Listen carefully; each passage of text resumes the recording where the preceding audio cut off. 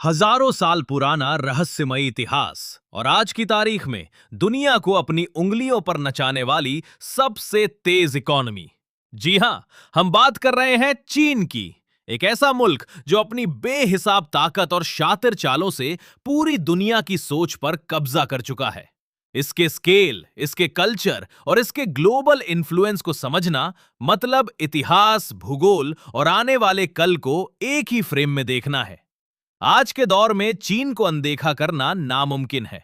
जरा सोचिए, हजारों साल पुरानी वो साम्राज्यवादी डायनेस्टीज जिन्होंने साइंस, फिलॉसफी और आर्ट में पूरी दुनिया को रास्ता दिखाया था। The great wall of China, यह सिर्फ पत्थरों की कोई दीवार नहीं, बल्कि यह इंसानी जिद और फौलादी इरादों का वो जीता जागता सबूत है जो अंतरिक्ष से भी दिखाई देता है। फिर इतिहास के पन्नों से निकलकर आता है वो प्राचीन सिल्क रोड, जिसने एशिया को यूरोप से जोड़ा, जहां सिर्फ व्यापार ही नहीं हुआ बल्कि आइडियाज और कल्चर्स का ऐसा तगड़ा एक्सचेंज हुआ जिसने दुनिया की तकदीर बदल कर रख दी। पेपर, बारूद, प्रिंटिंग प्रेस और कंपस, ये सब चीन के वो आविष्कार थे जिन्होंने पूरी मानव सभ्यता का रुख हमेशा के लिए मोड़ दिया। लेकिन इस सुनहरे इतिहास के बाद चीन की कहानी में एक बहुत ही खौफनाक और काला मोड़ आया। 19वीं सदी में अफीम के युद्ध यानी ओपियम वॉर्स का वो दौर शुरू हुआ जिसने इस महान साम्राज्य को घुटनों पर ला दिया। पश्चिमी ताकतों ने चीन को अंदर से पूरी तरह खोखला कर दिया। इतिहास में इस काले दौर को सेंचुरी ऑफ ह्यूमिलिएशन यानी सदी का सबसे बड़ा अपमान कहा जाता है। एक ऐसा गहरा जख्म जो चीन कभी नहीं भूला। मगर इस बेइज्जती की राख से उठ खड़ा हुआ एक कम्युनिस्ट रेवोल्यूशन। माओ से तुंग के नेतृत्व में चीन ने एक ऐसी नई और आक्रामक दिशा ली जिसने करोड़ों लोगों की जिंदगी और पूरे पॉलिटिकल सिस्टम को हिलाकर रख दिया। इसके बाद आया कल्चरल रेवोल्यूशन, चीन के इतिहास का वो सबसे अशांत और उथल पुथल से भरा दौर जिसने वहां की सोसाइटी की बुनियाद को हिला दिया।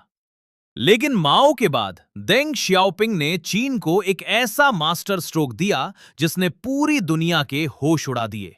रिफॉर्म एंड ओपनिंग अप की वो जादुई पॉलिसी जिसने एक तड़पती हुई एग्रीकल्चरल इकोनॉमी को रातों रात दुनिया के सबसे बड़े मैन्युफैक्चरिंग पावर हाउस में बदल दिया। और फिर जो हुआ वो किसी चमत्कार से कम नहीं था।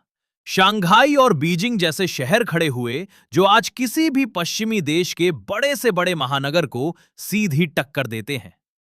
भविष्य को चुनौती देती वो गगनचुंबी इमारतें, सड़कों पर दौड़ती रफ्तार और एक ऐसी इलेक्ट्रिक एनर्जी जो आज मॉडर्न चाइना की पहचान बन चुकी है।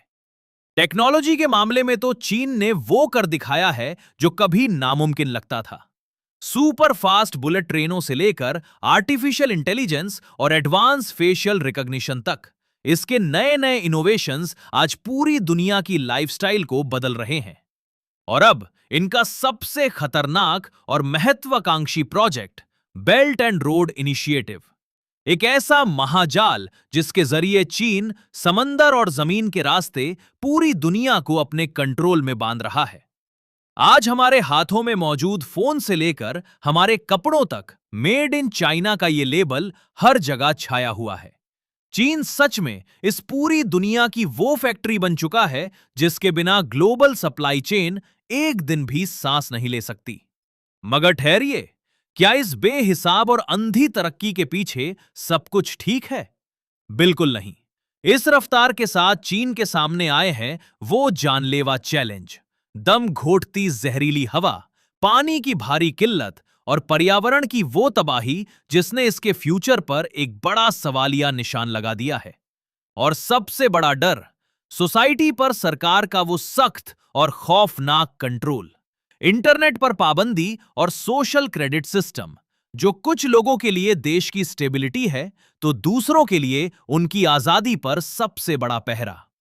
आज शी जिनपिंग के नेतृत्व में चीन अपने चाइनीज ड्रीम को पूरा करने के लिए ग्लोबल स्टेज पर सबसे आक्रामक और पावरफुल प्लेयर बन चुका है। खतरनाक ट्रेड वॉर्स और बढ़ते हुए जियोपॉलिटिकल तनाव, चीन का हर एक कदम आज पूरी दुनिया की धड़नों को बढ़ा देता है। एक तरफ अंदरूनी पाबंदियां और पर्यावरण का संकट तो दूसरी तरफ दुनिया पर कब्जा करती आर्थिक और टेक्नोलॉजिकल ताकत। चीन ने सच में 21वीं सदी का पूरा नक्शा ही बदल दिया है। चीन का भविष्य ही अब इस पूरी दुनिया का भविष्य तय करने वाला है।